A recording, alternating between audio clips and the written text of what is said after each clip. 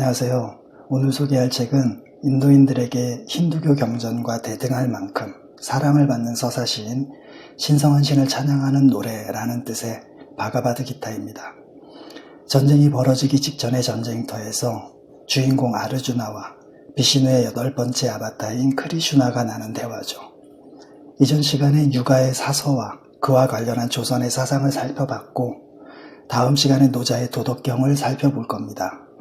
뜬금없이 그 사이에 바가바드기타를 배치한 것은 바로 바가바드기타가 사서 중 마지막으로 살펴본 중용과 도덕경의 가교 역할을 하기 때문입니다.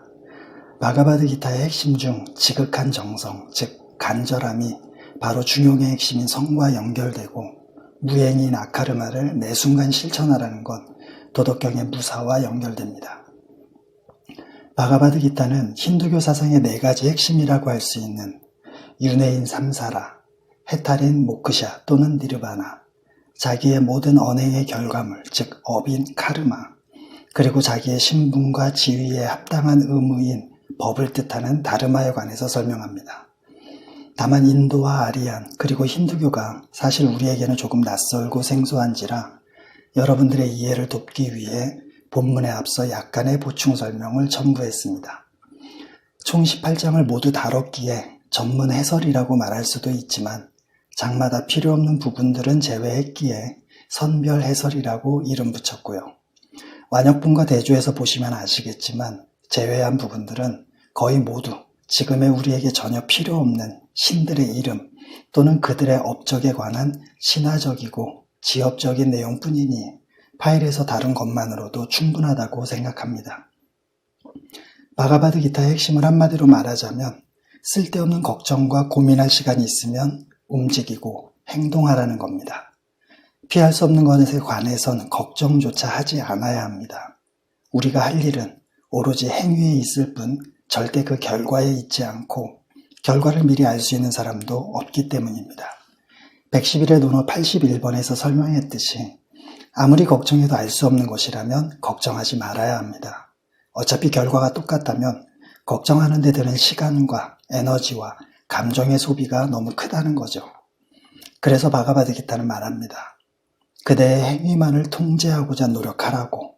중용처럼 대립하는 성질의 것들이 사실은 동전의 양면처럼 평등하고 똑같다고 보는 것, 즉 대립하는 쌍을 하나로 보면서, 그리고 대학의 핵심인 지극한 정성으로 행위의 결과나 보상에 집착하지 않은 채 타고난 신분과 지위가 요구하는 다르마에 따라 마땅히 해야 할 일을 하는 아카르마의 길을 걷는 한 걸음 한 걸음이 희생이요 헌신이며, 그럴 때래야 비로소 우주의 자아인 브라흐만과 개인의 자아인 아트만이 하나가 되는 범하이려에 도달할 수 있다고 말입니다. 특히 결과나 보상에 대한 집착 없이 타고난 신분과 지위가 요구하는 다르마에 따라 마땅히 해야 할 일을 하라는 아카르마는 분명 칸트의 생각과도 같습니다. 칸트도 내 의지의 준칙이 항상 보편적 이법에 타당하도록 행동하라라고 말했으니까요. 쉽게 풀어서 말하자면 당신이 어떤 행동을 하든 그것이 법으로 제정되어도, 즉 당신이 타인에게 하려는 행동을 타인이 당신에게 할 때도 군말 없이 따를 수 있는 행동만 하라는 겁니다. 지금까지 소개한 책들을 쓴 뛰어난 인물들을 개인적으로도 참으로 존경하지만 특정인의 사상을 절대시하거나 숭배할 생각은 전혀 없습니다. 오로지 제 모든 관심은 어떻게 하면 하루하루 예쁘고 알차고 고귀하게 사람다운 삶을 살 수 있을까 하는 것뿐입니다. 그런 삶을 살 방법을 모색하기 위해서 여러 사람의 책을 보는 거고요. 그래서 특정 인물에 관한 전문가나 지식인들보다는 조금은 더 비판적인 자세를 취하거나 조금은 다른 방향의 해석을 하는 건지도 모르겠습니다.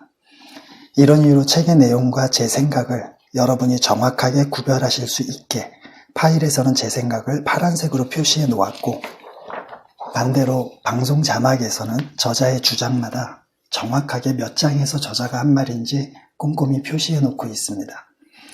그런데도 뭉뚱그려서 비판을 위한 비판을 하시는 분들이 몇몇 있더군요.